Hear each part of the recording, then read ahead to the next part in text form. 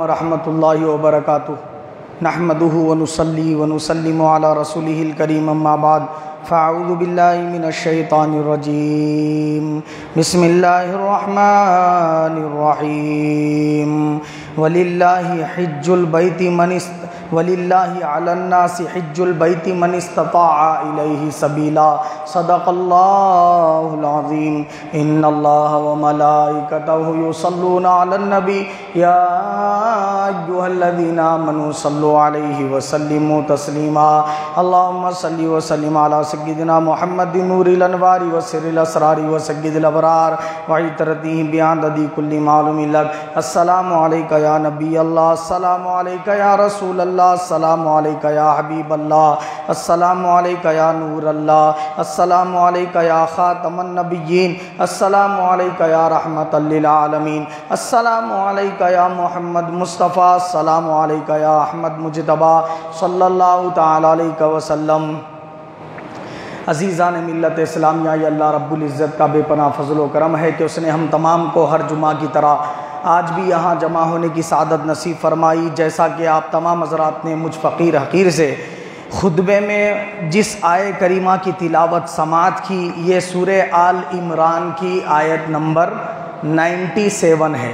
اس میں اللہ رب العزت نے حج کا حکم دیتے ہوئے ایمان والے بندوں سے ارشاد فرمایا وَلِلَّهِ عَلَى النَّاسِ حِجُّ الْبَيْتِ مَنِ اسْتَطَاعَ إِلَيْهِ سَبِيلًا، کہ اللہ تعالیٰ کے لیے لوگوں پر اللہ کے گھر کا حج کرنا اللہ نے فرض کر دیا ہے، ان بندوں پر فرض کر دیا ہے جو اللہ کے گھر تک آنے کی استطاعت رکھتے ہیں، یعنی سواری کا خرچہ اور پھر وہاں پر جتنے ایام رکیں گے وہ رکنے پر کھانے پینے کا خرچہ، یہ پوری خرچہ اٹھانے کی طاقت جس بندے کے پاس بھی ہے اور اس کی غیر موجودگی میں اس کے اہل و عیال کا بھی خرچہ وہ رکھ کر کے واپس لوٹنے تک جا سکتا ہے، تو ایسے شخص کے اوپر زندگی میں ایک مرتبہ حج کرنا فرض کر دیا گیا ہے۔ حج کے فرض ہونے کے لیے پہلی شرط ہے ایمان والا ہونا، بے ایمان شخص پر حج فرض نہیں ہے۔ دوسری شرط یہ ہے کہ اتنا مالدار ہونا حلال کمائی کے ذریعے، یعنی انہیں اپنی محنت کے بلبوتے پہ کمایا سو حلال کمائی، اس کے پاس اتنی رہنا، کھاتے پیتے بینک بیلنس کے طور پہ انہیں جمع کر کے رکھا تھا کہ اس سے انہیں حج کو جانے کا پورا سواری کا، وہاں رہنے کا، کھانے پینے کا، لارج کا سارے اخراجات اٹھا سکتا ہے، اور اس کی غیر موجودگی میں اہل و عیال کے یہاں کے اخراجات بھی وہ پورے کر سکتا ہے۔ تو اس صورت میں وہ بندے کے اوپر کیا ہوں گا، زندگی میں ایک بار حج فرض ہوں گا۔ پہلی شرط بتائے ایمان والا ہونا، دوسری اتنا مالدار ہونا، اور وہ مال بھی کیسا رہنا، حلال کمائی کا رہنا، حرام کمائی کمایا سو مال کروڑوں روپیے بھی اس کے پاس ہے تو حج فرض نہیں ہوتا، اور انہیں اگر وہ حرام کمائی کے کروڑوں روپیے ہے اس سے اگر حج کرا تو وہ حج کرنے پر اس پہ لعنت برستی، الٹا رحمت خدا بندی نہیں برستی، اور جو فضائل اب میں سنانے والا ہوں وہ فضائل میں سے کوئی فضیلت اس کو حاصل نہیں ہوں گی اگر حرام کمائی کے ذریعے حج یا عمرہ کر رہا تو، ٹھیک ہے۔ تیسری بات یہ ہے کہ اس کا مسلمان ہونے کے ساتھ ساتھ عقل والا ہونا اور جوان ہونا بھی کیا ہے، لازم ہے۔ اگر انہیں دیوانہ پاگل ہے، مالدار تو ہے، جوان بھی ہو گیا مگر دیوانہ پاگل ہے، ویسی صورت میں اس پہ حج فرض نہیں ہے، اور عقل والا ہے لیکن ابھی 9-10 سال کا 11 سال کا تو اس صورت میں اس پہ حج فرض نہیں ہے۔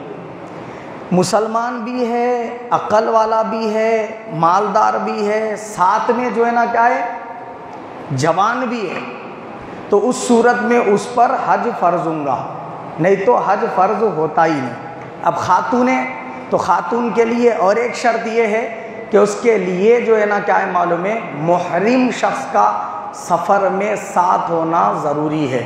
یہ محرم یعنی ایسا شخص جس سے اس کا نکاح ہمیشہ کے لیے حرام ہے، جیسے اس کے والد جو ہے ہمیشہ کے لیے ان سے نکاح حرام ہے، بیٹا بیٹے سے ہمیشہ کے لیے نکاح حرام ہے، سگا بھائی اس سے ہمیشہ کے لیے نکاح حرام ہے، چاچا اور ماموں ان سے ہمیشہ کے لیے نکاح حرام ہے، لیکن ماموں خلیرا پھپھیرا ممیرا نہیں، سگا ماموں کی بات ہو رہی، سگے چاچا کی بات ہو رہی، سگے بھائی کی بات ہو رہی، سمجھ گئے بات آپ؟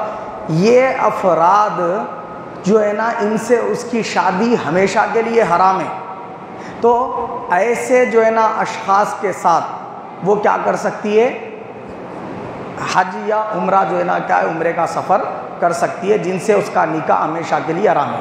لیکن جن سے کبھی بھی جائز ہو سکتا نکاح، جیسا کہ جو ہے نا کیا ہے معلوم ہے چاچی ہے، اب چاچی ہے تو چاچا سے تو جو ہے نا کیا ہے بھتیجی کا رشتہ ہمیشہ کے لیے حرام ہے، لیکن بھتیجا ہے چاچی کا رشتہ جو ہے نا کیا یہ ایک وقت ایسا آتا جائز بھی ہو سکتا ہو، کب؟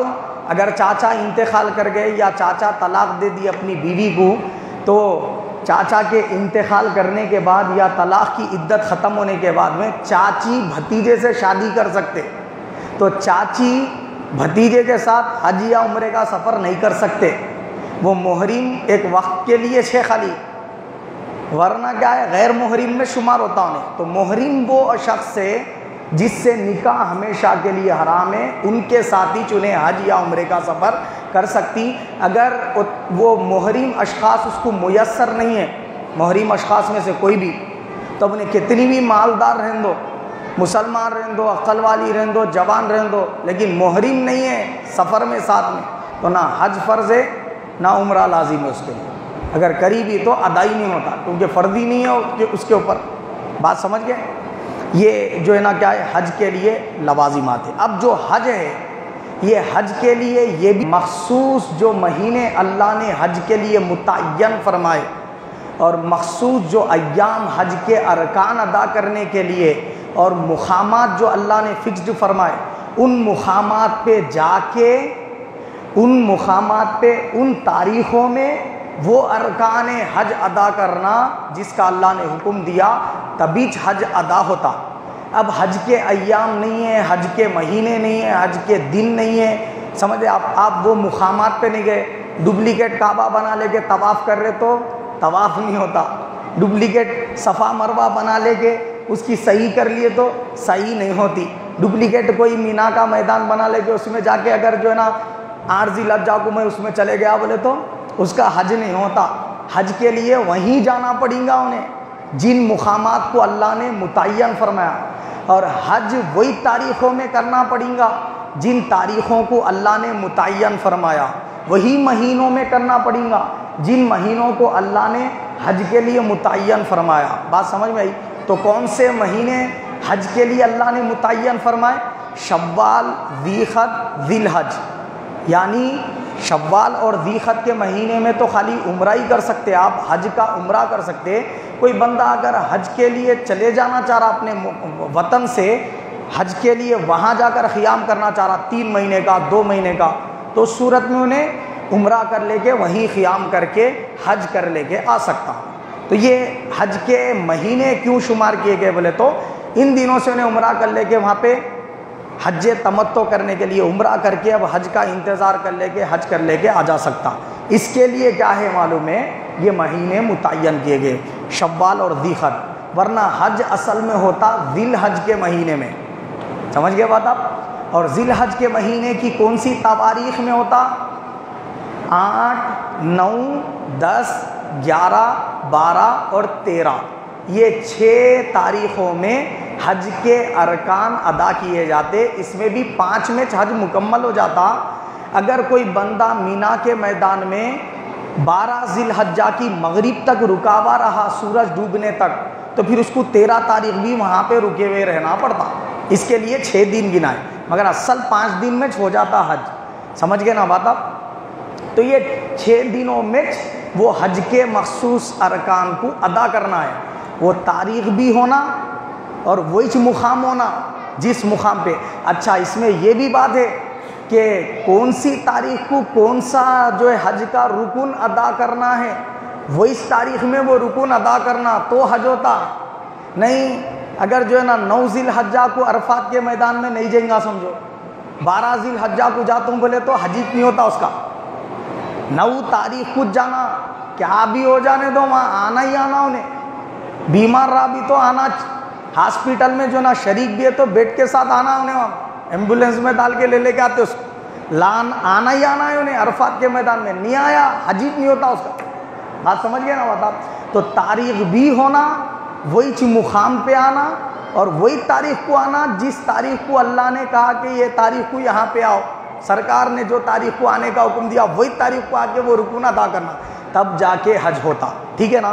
ہو رہا کیا ہمارے معاشرے کے اندر, لوگ جو ہے حج کرنے کے لیے جا رہے بڑے ذوق اور شوق کے ساتھ, مگر حج کے لیے جو مسائل سیکھنے کی تیاری کرنے کا وہ کر رہے نہیں. دعوتاں دینے میں خوش ہے, پھول کے ہاراں پہننے میں خوش ہے, پنانے والے پنا کے خوش ہے.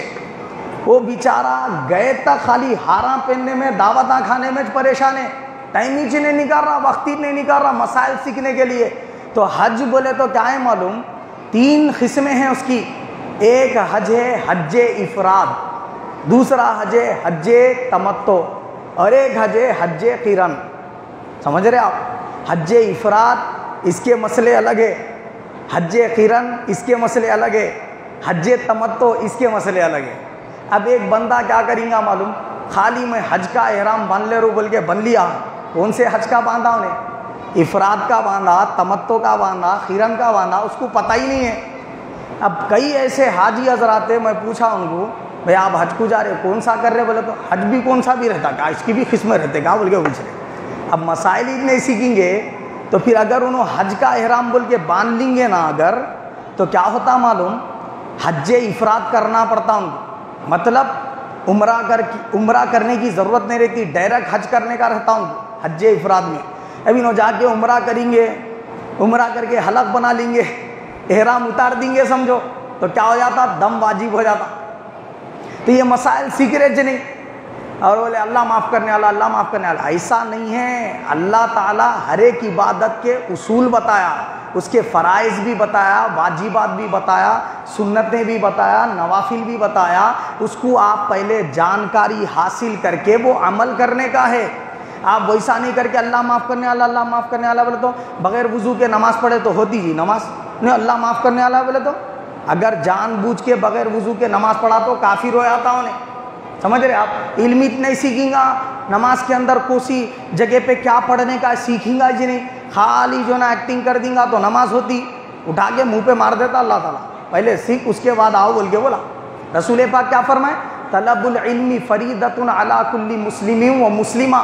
علم کا حاصل کرنا ہر مسلمان مرد پہ بھی فرض ہے, عورت پر بھی فرض ہے. خالی مردوں پہ فرض نہیں ہے, مرد کے ساتھ عورت پر بھی فرض ہے. تو نماز پڑھنے سے پہلے اس کے مسائل سیکھنا فرض ہے. خالی اتنا ہی معلوم کر رہے حج کرنا فرض ہے بولے, بس حج کو چلے گئے تو ایسا 2 چادراں لپیٹ لے کے ہو جاتا کیا حج. علم سیکھنا بھی فرض ہے. اس سے پہلے عمرہ کر رہے تو عمرے کا کرنے کا طریقہ کیا, اس کے مسائل کیا, وہ سیکھنا فرض ہے. سمجھ گئے نا بات آپ. تو حج افراد کا مطلب یہ ہے کہ آپ صرف حج کرنے کے لیے احرام باندھ رہے, عمرہ اس میں نہیں کر رہے. اور یہ کس کو کرنے کا ہے, یہ وہ افراد کو کرنے کا ہے جو یا تو مکے کے رہنے والے ہیں یا جدہ کے رہنے والے ہیں. میقات کے اندر جو بندے رہنے والے ہیں ان کے لیے حج افراد کرنے کا ہے. سمجھ گئے نا بات آپ. یہاں والا بندہ بھی کر سکتا, مگر انہیں کیا ہے معلوم ہے. اب مثال کے طور پہ یہاں سے چلے گا, انہیں حج کیا کر لیا, عمرہ کر لیا شوال کے مہینے میں. اب ڈائریکٹ حج کی نیت سے احرام باندھ کے ذو الحجہ کے مہینے میں 8 ذی الحجہ کو احرام باندھ لیتا انہیں, وہاں سے اس نے حج کر لیتا ڈائریکٹ. یہ حج افراد ہے. حج قران کیا ہے, حج قران یہ ہے, حج قران میں کیا ہوتا بولے تو عمرے کا اور حج کا دونوں کا احرام ایک ساتھ باندھتا انہیں. کیا کرتا انہیں, حاجی اے اللہ میں تیری رضا کے لیے حج کا اور عمرے کا احرام باندھ رہا ہوں, اس کو قبول فرما, میرے لیے آسان فرما بول کے نیت کر لیتا. اب یہ جو نیت کر لیا نا, اب یہاں سے انہیں جا کے پہلے عمرہ کرنا. ٹھیک ہے, عمرہ کرنے کے بعد احرام نہیں اتارنے کا رہتا اس کو. عمرے کے جو ارکان ہیں وہ ادا کر لے کے وہی احرام میں رہنا. ابھی پھر حج کے دن شروع ہونے کے بعد حج بھی وہی احرام کے ساتھ ادا کرنا انہیں، ٹھیک ہے. اور حج ہو جانے کے بعد میں انہیں کیا ہے معلوم ہے، احرام کو اتارنا. تو یہ کہلاتا حج قرن. اور حج تمتع کیا ہے؟ اس میں کیا ہے، عمرہ جو ہے نا کیا ہے بولے تو آپ احرام خالی عمرے کی نیت سے بن لیتے، اپنے وطن سے نکل رہے. جب اب یہاں سے نکل رہے انڈیا سے، پاکستان سے، بنگلہ دیش سے، تو پہلے عمرے کی نیت کر کے احرام بن لیتے یہاں سے نکلتے وقت. اب وہاں جا کے عمرہ کر لیتے، احرام اتار دیتے، اب رکھ دیتے اس نارمل ڈریس میں آ جاتے. اس کے بعد میں حج کے دن جب شروع ہوتے تب احرام باندھتے حج کی نیت سے. تو دو الگ الگ نیتوں سے دو الگ الگ احرام باندھتے آپ، عمرے کا الگ، حج کا الگ. تو یہ کہلاتا حج تمتع. اکثر انڈیا، پاکستان، بنگلہ دیش اس طرف کے جو حضرات ہیں انہوں کیا کرتے بولے تو حج تمتع کرتے. بعض حضرات حج قرن بھی کرتے، ٹھیک ہے نا. جو حج کے قریب کے ایام میں چلے جا رہے، 8 ذی الحج سے حج کے ایام شروع ہوتے نا. کوئی بندہ یہاں سے جا رہا 7 ذی الحجہ کو یا 6 ذی الحجہ کو جا رہا یا 4 ذی الحجہ کو جا رہا، تو انہیں کیا کرتا، اب یہ اور احرام کھولتے کہیں کو عمرہ کرو، وہی احرام سے حج کر لو، حج قرن فضیلت بھی زیادہ مل جاتی بول کے حج قرن کر لیتے. بہرحال علم اس بارے میں حاصل کرنا ضروری ہے. حج افراد کیا ہے، حج قرن کیا ہے، حج تمتع کیا ہے، میں کون سا کر رہا ہوں یہ پہلے ڈیسائیڈ کرنا، اس کے بعد اس کا احرام بننے کا ہے. سمجھ گئے نا بات آپ؟ فضائل کیا ہے حج کے؟ پہلے تو آپ سن چکے کہ اللہ نے فرما دیا کہ جو مسلمان عقل والا جوان اور اتنا مالدار کہ انہیں اپنی غیر موجودگی میں گھر والوں کا خرچہ اور سفر پہ نکلنے کے لیے سواری کا خرچہ، سفر پہ جانے کے بعد پورا حج کرنے تک لارج کا، کھانے پینے کا سارا خرچہ اپنی پاکیزہ حلال کمائی سے ادا کر سکتا ہے، تو اس پر جب بھی اتنے پیسے موجود ہوں گے اس پر ایک بار حج زندگی میں فرض ہو جائیں گا. اگر انہیں اس ٹائم پہ حج نہیں کرا، ہیلے کر رہا، بہانے کر رہا، نہیں بولے بیٹی کی شادی کرنا ہے، ابھی اپنی داڑھی وائٹ کام بھی کرتے، حج تو بڑھاپے میں کرنے کا رہتا نا، بولے جوانی میں کرنے کا نہیں رہتا.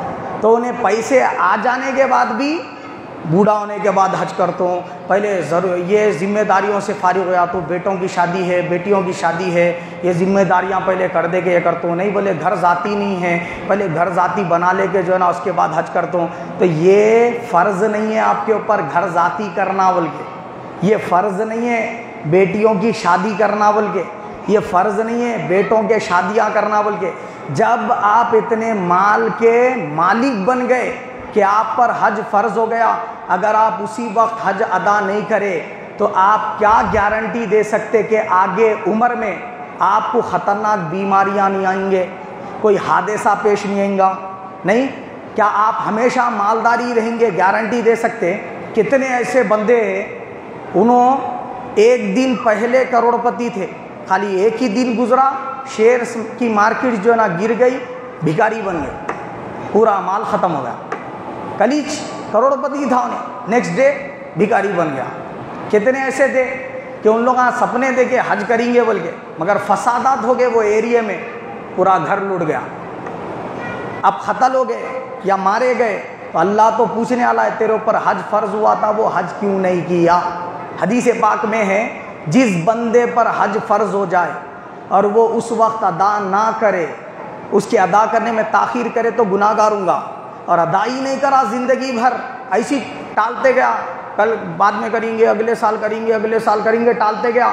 رسول پاک صلی اللہ علیہ وسلم فرمائے حدیث پاک میں کہ وہ شخص چاہے یہودی ہو کر مرے چاہے عیسائی ہو کر مرے، ہمیں اس کی کوئی پرواہ نہیں ہے بولے سرکار. اتنی سخت ترین وعید بیان فرمائے.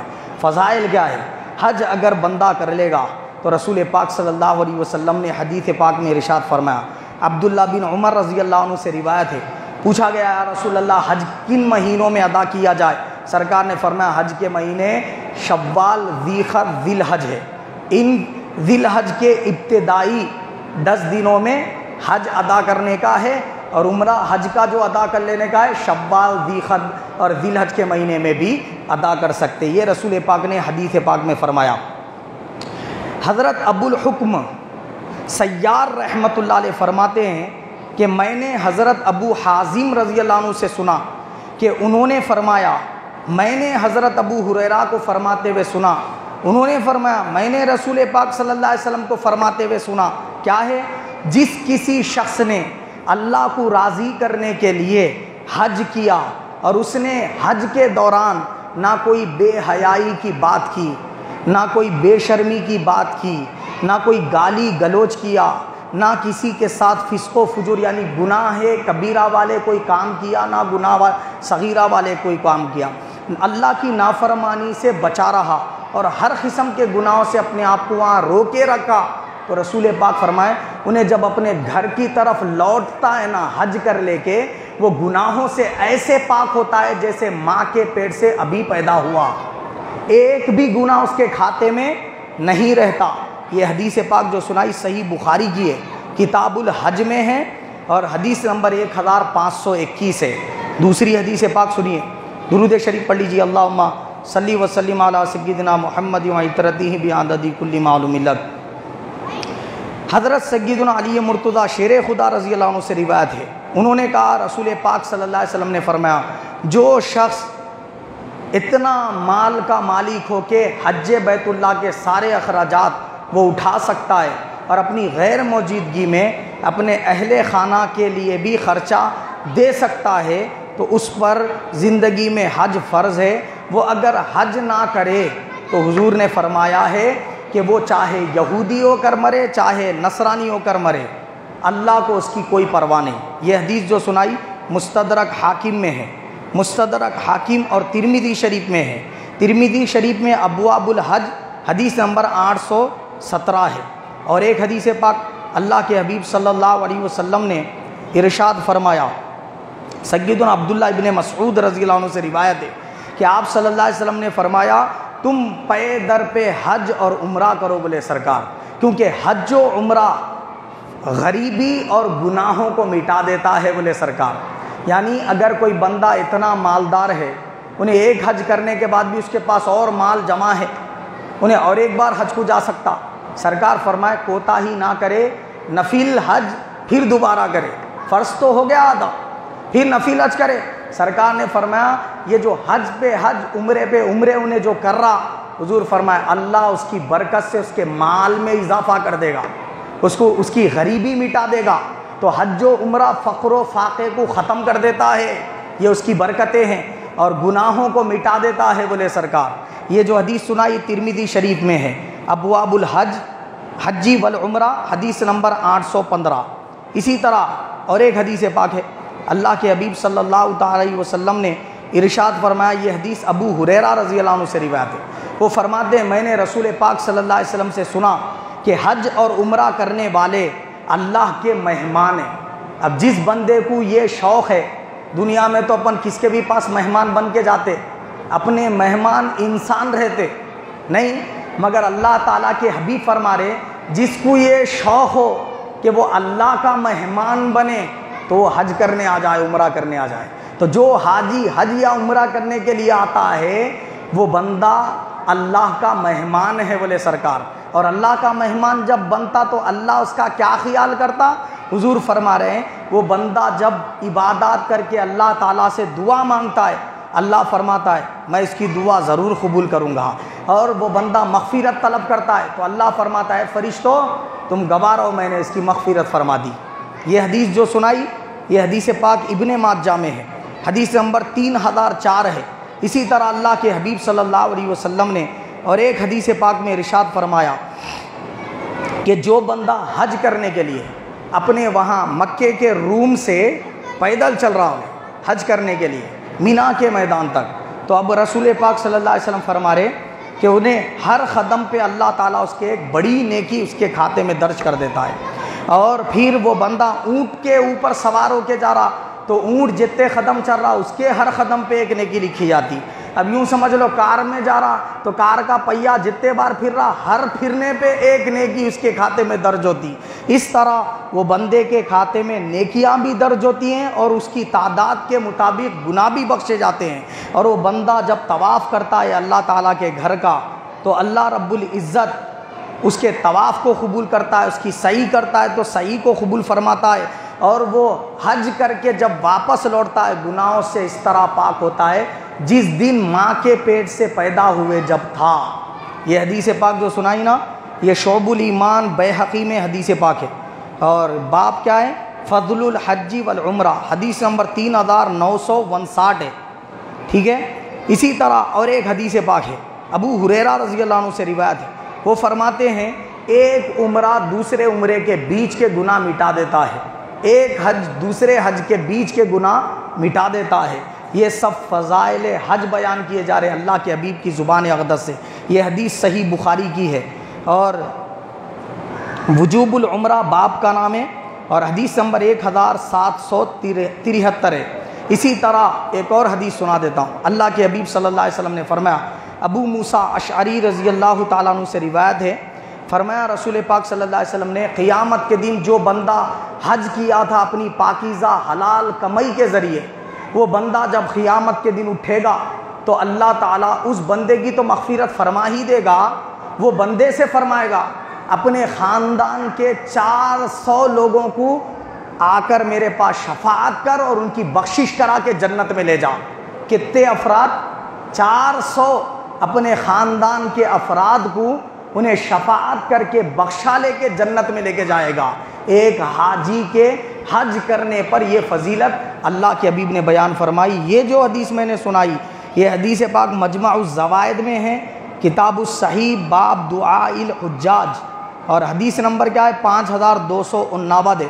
اور کنز العمال میں یہ حدیث پاک ہے، کتاب الحج والعمرہ، اور حدیث نمبر کیا ہے؟ 11841 ہے. ان احادیث کی روح سے یہ بات پتہ چلی کہ حاجی اللہ کا مہمان ہوتا ہے، حاجی کے سارے گناہ بخش دیے جاتے ہیں، حاجی کے کھاتے میں کثرت کے ساتھ نیکیاں درج کیے جاتے ہیں. حاجی قیامت کے دن اپنے خاندان کے 400 افراد کی شفاعت کرے گا. اور حاجی کے لیے اللہ کے حبیب نے فرمایا جب وہ حج کو جا کر اپنے مکان پہنچنے سے پہلے جس فرد کے لیے بھی دعا کرتا ہے اللہ اس کے گھر لوٹنے سے پہلے قبول فرما لیتا ہے، فرمایا سرکار نے. تو اس کے لیے حضور نے فرمایا جو بندہ حج کو گیا اور انہیں واپس آ رہا تو اس کو راستے میں پکڑ کے ملاقات کر لو، بولے سرکار. اس کے گھر کو پہنچنے سے پہلے انہیں جس فرد کے لیے جو بھی دعا کر دیا قبول ہو جاتی، بولے سرکار. تو اللہ کے حبیب صلی اللہ علیہ وسلم نے اس طرح حجاج کرام کا احترام کرنے کا حکم دیا، اس کے فضائل بیان فرمائے. مگر یہ فضیلتیں کس کے لیے ہے؟ جو بندہ حلال کمائی کما کے اپنے حلال مال سے حج کیا تو یہ فضیلت ہے. لیکن انہیں چور ڈکیتی کر کے، کسی کا مال غصب کر لے کے، کسی کی زمین پہ ناجائز قبضہ کر لے کے، کسی کی امانت میں خیانت کر دے کے، کسی بندے سے قرضہ لے کے اس کو ڈبا دے کے اب حج کو گیا تو فرشتے انہیں جب لبیک بولتا نا، فرشتے بولتے تیرے اوپر اللہ کی لعنت ہو، بولتے تو لبیک کہہ رہا، یہ تیرے مال سے حج کو نہیں آ، تو آیا حج کہیں کو بول کے بولتے فرشتے. الٹا وہ بندے کو رجعت کر دی جاتی، اس کا وہ عمل حج پورا اس کے منہ پہ مار دیا جاتا. یہاں تک کہ انہیں حج کو گیا تھا تو اتنا برا نہیں رہتا، حج کر کے آ کے اتنے برائیاں اور گناہ شروع کر دیتا انہیں. سمجھ گئے نا بات؟ آپ دیکھے ہوں گے بہت سارے حجاج حج کو جا کے آتے، پہلے اتنے خطرناک نہیں رہتے، آتے اب دیکھ گالیاں دینا شروع کر دیتے، پوچھو مت آپ. ارے حج کر کے آیا نا چچا، بولے تو سنتے اتنے انہوں نماز تک جاتے خطرناک گالیوں سے، تو سمجھ جانا کوسے ٹائپ کا بندہ ہے انہیں بولتے. اس کا حج مبرور نہیں ہوا، اس کا حج مردود ہو گیا. تو حج کو مقبول اور مبرور بنانا ہے، حج کے بعد اپنی زندگی میں پورے چینجز اور تبدیلیاں کر دینا ہے. ایسا حج اگر آپ کرنا چاہتے ہیں، پہلی شرط تو یہ حلال پاکیزہ مال سے حج کرنا. دوسری شرط کیا ہے؟ اللہ کے حبیب سے پوچھے یا رسول اللہ آپ بتائیں کہ کون سا عمل حج کو مقبول اور مبرور بنا دیتا ہے؟ اللہ کے حبیب فرمائے کہ حج کو مقبول اور مبرور یہ عمل بناتے ہیں، بولے اچھے اخلاق کے ساتھ حاجیوں سے پیش آنا. کیا آپ کے ساتھ حج میں بعضو کمروں میں بھی افراد رہتے، کھانے پہ بھی آتے، ساتھ میں جاتے آتے حرم کو، بس میں رہتے، تو یہ جو آپ کے ساتھ حجاج کرام چل رہے سفر کر رہے، تو ان لوگوں کو اگر پیاس لگ رہی ہے آپ کے پاس پانی ہے، پانی پلا دیے. وہ بیچارے کچھ پریشان ہو گئے، آپ ان کی کچھ ہیلپ کر سکتے، مدد کر دیے. ان کو ہاسپٹل جانا ہے، ہاسپٹل نہیں معلوم، آپ کو پتہ ہے، آپ رستہ بتا دیے. یہ جو چیزیں ہیں سرکار فرمائے یہ حج کو مقبول و مبرور بنا دیتے بولے سرکار۔ ایک بندہ بھوکا ہے، آپ کا پڑوسی ہے، اس کو کھانا میسر نہیں ہے، آپ کے پاس ہے ڈبل ہے، آپ اس کو لے جا کے پہنچا دیے، یا پھر جتنا آپ کے پاس ہے اس میں سے بھائی آدھا اپن کھا لیں گے آدھا اس کو دے دیں گے بول کے کھلا دیے، یہ چیز حج کو مقبول و مبرور بنا دیتی بولے سرکار۔ تو جب حج مقبول اور مبرور بندہ کر لیتا ہے، یا رسول اللہ اس کا صلہ کیا ہے؟ سرکار فرمائے صرف جنتی چھے بولے سرکار، جنتی چھ وہ حج کا انعام ہے بولے، انہیں کنفرم جنتی ہے بولے۔ ایک سوال کرے سرکار سے، یا رسول اللہ کیا حج کرنے سے وہ گناہ بھی معاف کر دیے جاتے جو بندہ بندوں کی حق تلفی کرا سو ہے، ان پہ ظلم کرا سو ہے، کسی کا مال غصب کر لیا سو ہے، اس سے حج نہیں کرا، حلال کمائی سے کر رہا، تو کیا یہ بھی اس کے برائیاں اللہ معاف کر دیتا؟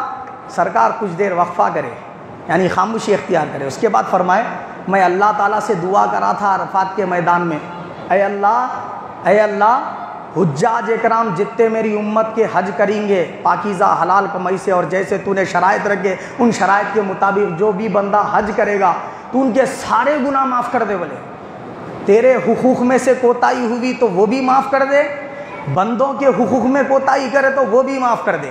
تو اللہ تعالیٰ کیا فرمایا؟ محبوب میرے جو حقوق میں کوتاہی کرا تھا نہیں وہ تو معاف کر دے تو، مگر جو بندوں کے حقوق ہے وہ نہیں بول کے بولا اللہ تعالیٰ، وہ نہیں بولا۔ تو رسول پاک کیا کرے؟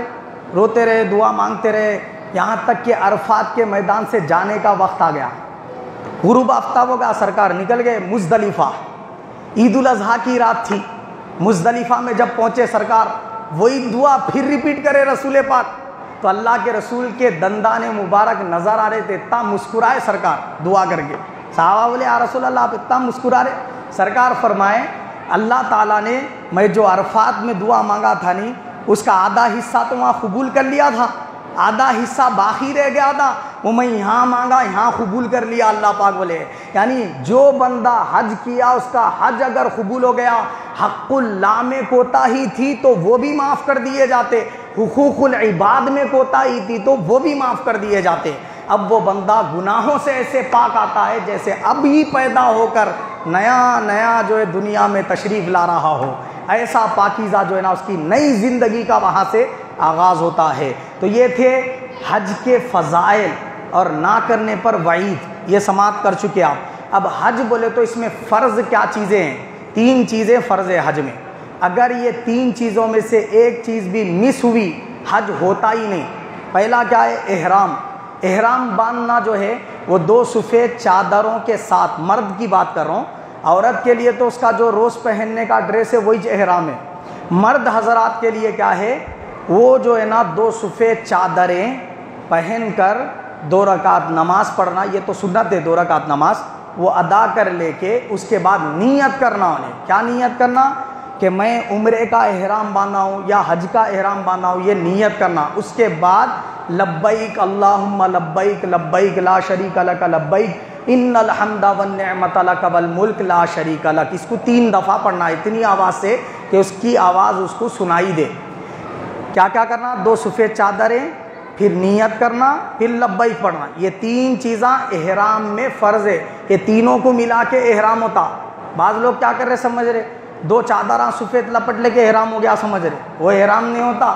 احرام وہ لپیٹنے کے ساتھ نیت بھی کرنا، لبیک بھی 3 بار پڑھنا ہے، خالی لبیک لبیک نہیں، لبیک پورا تلبیہ پڑھنا، سمجھ گئے بات آپ؟ تو ہر حاجی کے لیے لازم ہے انہیں پورا تلبیہ زبانی یاد کر لینا۔ یہ کب یاد کرتے؟ عین ٹائم پہ جب پلین میں بیٹھتے جب یاد کرتے، کہ وہاں تو پڑھنا اسٹارٹ کر دینے کا رہتا، آپ کو یہاں سے یاد کر لینے کا رہتا، تو وقت نکالے جو حضرات حج کے لیے جا رہے وہ تلبیہ یاد کریں۔ یہ ہو گیا پہلا فرض۔ دوسرا فرض کیا ہے؟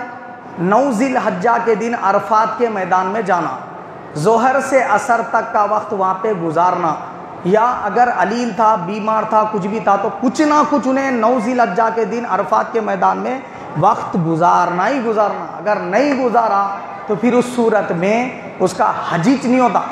اب انہیں بکرا بھی ذبح کرتا ہوں وہ غلطی کی معافی کے لیے، بولے تو دم دینے سے بھی معاف نہیں ہوتی ہے غلطی، بات سمجھ رہے؟ سیدھا حجیج نہیں ہوتا اس کا۔ تیسرا کیا ہے؟ طواف زیارت کرنا۔ طواف زیارت میں صحیح کرنا کیا ہے؟ واجب ہے۔ تو بہرحال یہ 3 کیا ہے معلوم ہے؟ فرض ہے۔ یہ 3 میں سے ایک بھی اگر مس ہوا تو وہ بندے کا حج ہی نہیں ہوتا، ٹھیک ہے۔ اب حج کے اندر واجبات کیا ہے، یہ سنا کے بعد ختم کر دیتا ہوں۔ حج کے اندر 6 واجبات ہیں۔ واجبات کا مطلب یہ ہے، اب یہ اگر مس ہو گئے، چھوٹ گئے، تو ویسی صورت میں آپ کو ایک بکرا ذبح کرنا پڑے گا حدود حرم میں، میقات کے دائرے کے اندر۔ آپ بکرا ذبح کر کے اس کو غریبوں میں تقسیم کر دیے تو یہ مسٹیک معاف ہوتی ہے آپ کی۔ تو وہ مسٹیک معاف ہونے کا جو یہ طریقہ بتائے وہ کون سے وہ 6 چیزیں ہیں۔ پہلا کیا ہے؟ وقوف مزدلفہ، مزدلفہ میں جا کے رات میں ٹھہرنا، یہ واجب ہے۔ اور صبح صادق تک وہیں رہنا، فجر کی نماز پڑھنے کے بعد وہاں سے نکلنا، یہ کیا ہے معلوم ہے؟ مزدلفہ میں اتنا